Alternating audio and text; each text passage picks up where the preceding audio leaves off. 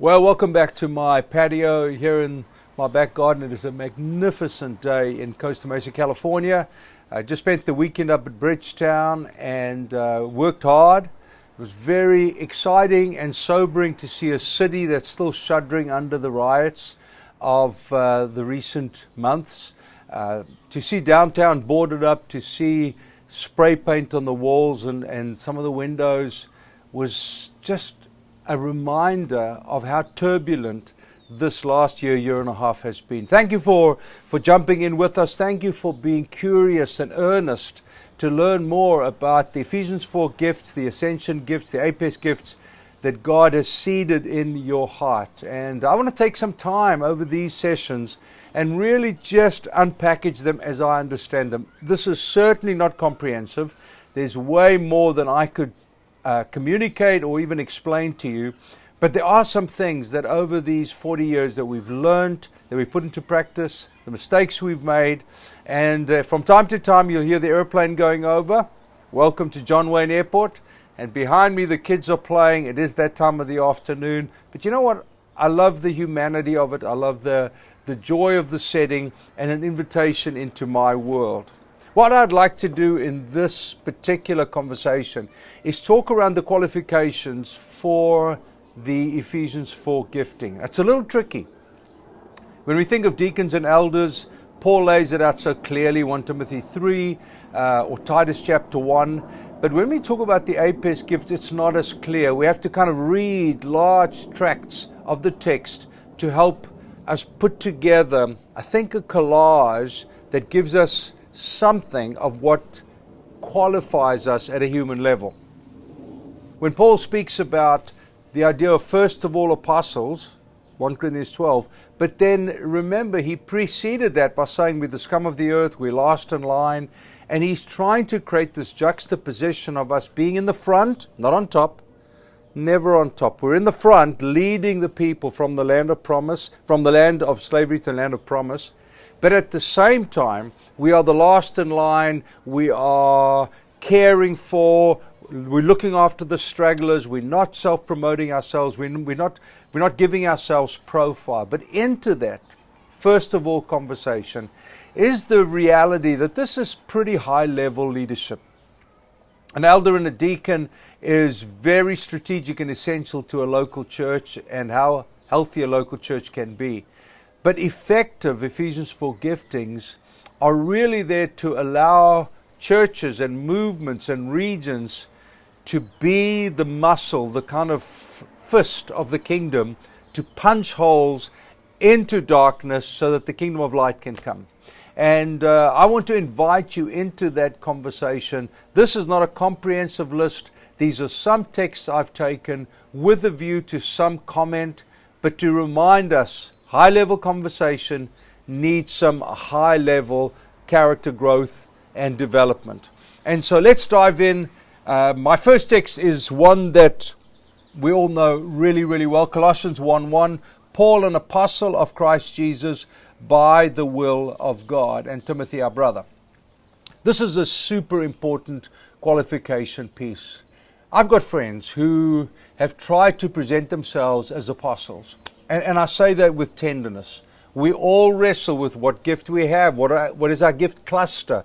What does it look like? Sometimes when I'm in leadership, I feel like I'm a little more prophetic than I am apostolic. And these things happen, but there's an overriding confidence that I am this gift by the will of God. No one can make me that. I was so privileged to have partnered with Dudley Daniel for 20-some years. A remarkable man with a remarkable skill set. And like most people who are great visionaries, quite difficult at times to serve and to be out frontlining with. But that's what makes them unique, to be able to punch away and allow the kingdom of God to advance. But it is important, as I have said to some of my friends, that we find a place of contentment and rest. I am who I am, Paul says in 1 Corinthians 15, by the will of God.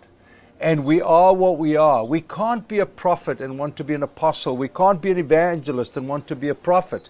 We just are who we are by the will of God. I'll comment more about that in a moment. The second thing that I think is a very punchy qualification piece is this beautiful passage in Acts 4:13.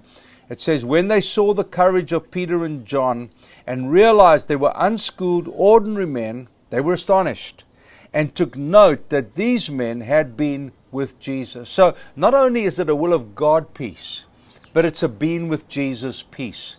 Some, like Peter and John, were not educated. We know that. We have much humor around them fishing on the Galilean shore together. I can only imagine the banter of a bunch of sailors cussing their way through every day, the heat just baking down on their brow and back as they pulled the fish in. And Jesus probably standing at a distance watching this unfold with such love and affection in his heart, prophetically anticipating what their lives would be like. One would be his best friend, the other one would be his self-appointed protector. And I think there was such a delight in his heart, but they were still unschooled, ordinary men. Now, Paul, on the other hand, was highly trained. He was trained by Gamaliel, effectively in the best institution or the best rabbi that the day offered as a Roman citizen who also spoke Greek. And I want to say that because having been with Jesus does not mean that we have to be uneducated or untrained. I think there is an ownership of the calling that God has on us. Tyler sitting here with me behind the camera, and our conversation about him going on to do his master's and to become truly proficient in his gift as a Bible teacher. Up in Portland, just sitting with John Mark and the studies that he's done. And I was chatting with a friend recently who's trying desperately to get his mind around Greek and Hebrew. But you see, each gift does require some study, but it never replaces the sense, wow, I've been with someone who's been with Jesus. That's what these people saw. These men have been with Jesus. I'm with someone who's been with Jesus. I remember the first time Merrill and I met Dudley. We were part of the Jesus People movement. The church was imploding. It was in a horrible place. I was a school teacher, and at that stage, not even kind of the appointed leader of this crumbling church. And we'd heard about Dudley. We didn't know anything about apostles or anything except that we should meet this guy. So we drove up to Durban North and where he was staying, and we spent about an hour and a half with him, if my memory serves me correctly. And afterwards, we got into the car and started driving back to Glenwood, and neither Merrill and I said anything for the longest time. And then we almost simultaneously turned to each other and said, wow, we've just been with a man of God. Now, isn't that the qualification we look for? Whether unschooled or schooled, educated or uneducated, what matters is that we have been with Jesus. Can we write out the need to be celebrity?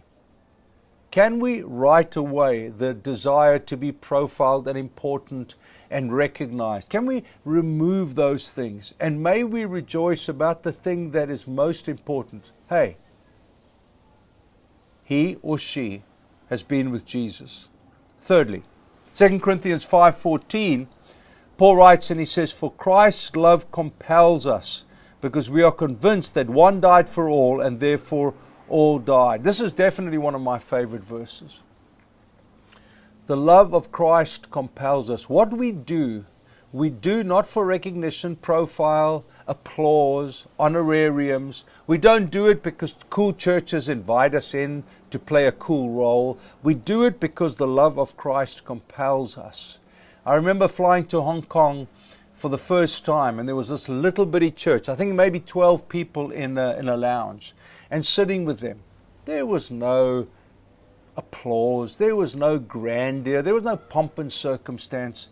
You're sitting with these people, loosely connected, finding each other from different parts of the world, building a Jesus-loving community. And you think, wow, I left my family, left my kids, came all the way across the globe from South Africa to Hong Kong. Why? Because the love of Christ compels me. Why would Rob Hutton get into a 4x4 and drive up into Zimbabwe? Why? Why would some people that I can't name on the video be in certain Arabic-speaking countries of the world, hidden away, locked away somewhere? Because the love of Christ compels us. When the love goes, we will become angry and bitter and resentful because it's hard. But while the love stays, grace, there is a plenty and allows me to do what God has called me to do. Let's carry on. 1 Corinthians 1:17. We're talking about the qualifications that we have and need as emerging APEST gifts. For Christ did not send me to baptize, but to preach the gospel, not with wisdom and eloquence, lest the cross of Christ be emptied with power. Now, when we look at this in the context of church history, we realize how easy it is to drift from the gospel being our primary proclamation. And I would add the gospel of the kingdom being our primary proclamation. Because it goes on to say, otherwise, the cross of Christ is emptied of its power.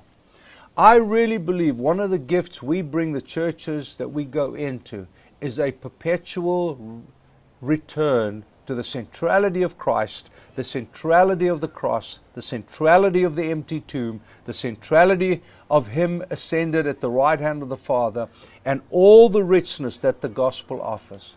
I have been in situations where I've preached more brand than gospel. Tragic and sadly so. As I've studied church history, almost every movement subtly and slowly drifts from the gospel and Jesus being our central proclamation, and we begin to teach the values of our movement, which are good. The mission of our movement, which is good, but they subtly replace Jesus as our front and center proclamation. And I think Paul reminds us and never ceases to remind us that it's the gospel that is our front and center proclamation. 1 Corinthians 1:23. But we preach Christ crucified, a stumbling block to Jews and foolishness to Gentiles. In a way, I've said that, but I wanted to bring that in now in a cultural component. Whilst we are culturally savvy, let's do our cultural homework. Isn't that fun? Isn't it fun to learn more about the Jewishness of the Jews? Isn't it fun to learn more in the context of this, how Gentile the Gentiles were? We came here 26 years ago, Meryl and I didn't do my cultural homework. Hey, I thought I've seen a few American movies. Of course I know what Americans are like. Heck no. No idea whatsoever. No understanding of the levels and layers and cultural complexities that make up America, how the East Coast and the West Coast so different from the flyover states, how the South is so ridiculously different from the Northeast. I didn't do my homework. Presume there was a singular culture and you just preach the gospel and it's fine. What is magnificent about this is that we understand its cultural context. We know what the Jews wrestle with. We know what the Gentiles wrestle with. We do our sociological homework, but we preach Christ crucified anyway. Galatians 2, verse 6. From those who seem to be something, whatever they were, it makes no difference to me. God shows personal favoritism to no one. For those who seem to be something added nothing to me. But on the contrary, when they saw the gospel for the uncircumcised had been committed to me, so the gospel for the circumcised was given to Peter. I read that badly. Essentially what it is there is this moment of recognition. Paul has been sent to the Gentiles, and Peter has been sent to the Jews. Verse 9, and when James, Cephas, and John, who seemed to be pillars of the church, perceived or recognized the grace that had been given to me, they gave me and Barnabas the right hand of fellowship, that we should go to the Gentiles and they to the circumcised. They desired only that we should remember the poor, the very thing which I also was eager to do. Now, that's a long passage. Why? How does this fit into the qualification context? Well, I think it is two things. One, the patience to let our Ephesians 4 gifts grow and become evident. All too often, I sit with young guys. I sat with one 2 years ago who told me, he's in his 20s, told me he's an apostle. And I just listened with heaps of love because I thought, buddy, you actually don't have a clue what awaits you, how this thing is going to play its way out. Paul took 13 years before he went to Jerusalem. I think I'm right in saying that. 13 years of learning his craft, learning his trade, becoming an effective apostle. But he still goes to Jerusalem, lays his life out and said, "Now boys, help me here. What do you think?" And I said, "Oh man, the evidence of the grace of God that's on you, the raising up of leaders and planting of churches, a new context that's opening. Oh heck yeah, you are absolutely an apostle to the Gentiles. Let's shake on it. The evidence of the grace that's on you. There's fruit. When we look over your shoulder," Peter, James, and John say, that's what we see. It is humble to submit ourselves to others and say, "What do you see in my life?" It's vulnerable because they may say something we don't like. They may see a gift that we don't want, or an emphasis or a thrust or an area of fruitfulness that might not be the one that we want to be. But in that humility, I think there is such empowerment because we need each other and we need all of the gifts to operate together. The obvious text that comes out of this by qualification is 1 Corinthians 9:2. "Even though I may not be an apostle to others, surely I am to you, for you are the seal of my apostleship in the Lord." That's a beautiful passage. Very honest, very thoughtful, very evident. For Paul to say, "I'm not an apostle to others," leads from a place of deep humility. I'm okay with that, he's saying. I don't have to impose my gifting on others to force them to recognize me to be something I'm not to them. But to you I am. You are the seal of my apostleship. What does that mean? I think it means that as leaders, they show maturity, growth, the evidence of an enlarged adventure in faith.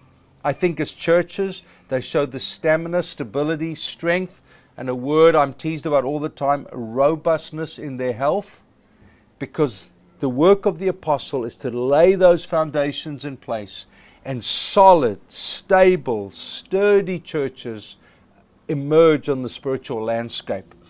So when we look over the shoulder of a man or a woman, it's very easy to see the evidence of fruit. The evangelist is going to see men and women come to faith. They're probably going to see a ton of signs and wonders. They're probably going to see tons of people who are passionate about sharing their faith and signing up for Alpha and serving Alpha and whatever else may be the case. The prophets similarly, as we will talk about in a future conversation.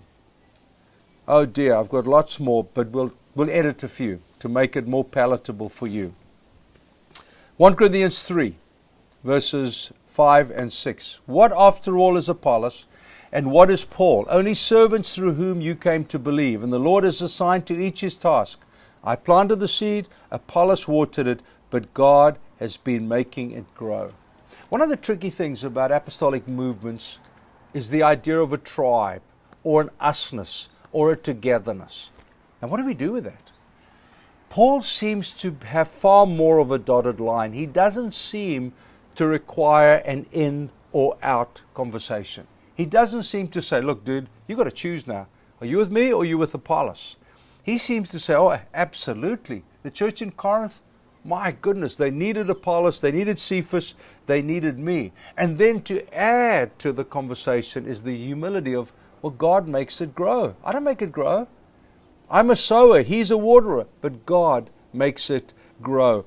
And I think it's a conversation that we need to hold in the juxtaposition that it is. On the one hand, there is a relational usness. There is. It's a beautiful thing. There are people that we partner with and we love and we care for and we do life with. But there's also a perpetual reminder, don't build a brand. Don't put hard lines in the sand. Don't force people to say in or out. It's not evidenced in the text. The only in or out is, do I follow Jesus or do I not? Any other additional ins or out, my perspective, and you can disagree of course, I think becomes unhelpful. The relational glue can hold us together very easily. That's what Jesus did. I used to call you servants, I now call you friends. But what this text does is the reminder that it's God who opens doors. I pray almost every day for new nations. Nations I love, Beirut, Lebanon, desperately want to get in there. Latin America, with all of its diversity and color and music and art and food, but so held captive to some historical traditions that don't breathe the life of God in, and so I can carry on. It is God who makes things grow. And dear friends, that to me is so imperative in our obedience to the adventure. I'm going to land with two pieces together. Paul says to Timothy, his young disciple, therefore I remind you to stir up the gift which is in you through the laying on of hands. And I'm going to link it to 1 Corinthians 15:13. I affirm, brothers and sisters, by the boasting in you which I have in Christ Jesus, that I die daily. Let me bring those two together. You know, almost every time I travel, I invariably meet someone who says to me, man, I'm so bummed. I've just had no one who's developed me as a leader or as a gift. Isn't it interesting that Paul reminds Timothy, he says, Timothy, stir up the gift that is in you. That's a beautiful passage of Scripture because it does place onus on us to grow and to develop our gifting. What has God called me to do? What does that look like? I was chatting with John Mark about a course that he wants to do in a year or so's time. He said, you know, I started preaching at 20. No one schooled me, no one groomed me. By about 24, 25 or so, he was effectively teaching to a church of a couple of thousand, and then it grew into a church of about 5,000 or 6,000 by the time he was 30 years old. And he said, you know, no one trained me. No one prepped me for what I had to learn my craft. And as I've watched him, stayed in my home, I've watched him grow and develop his craft. I've seen him pour himself, sit outside here next to the fire pit, wrestling through a sentence, a theological point of accuracy, because he's learned how to stir up the gift of God, which he has through the laying on of hands. And I want to implore you, don't wait passively. Well, who's going to pick me up? Who's going to disciple me? Who's going to let me grow in the gift that I have? Ladies, I am sorry that sometimes in the department of gifting, you play a second-class role. We've silenced you, or we haven't developed you, or we haven't poured ourselves into you like we have with the guys. I'm sorry. But there's also a place where you can grow and develop in the craft of your gift based on this verse. And the qualification is not that we wait passively to be trained, but we engage fully with our gift, finding ways to grow in that gift ever increasingly. And as I said, I land with the 1 Corinthians 15, I die daily. It is a good place to end, because to do this is to die daily. Last night, I think I got to bed after 11. Flew in, Tyler and Haley collected me from the airport. And at 4:20 this morning, when my alarm went off to pray with the brothers in India, I just shook my head. I actually couldn't move. I held my phone next to me in case I went back to sleep. I didn't even have the energy, to be honest, to go and make myself tea.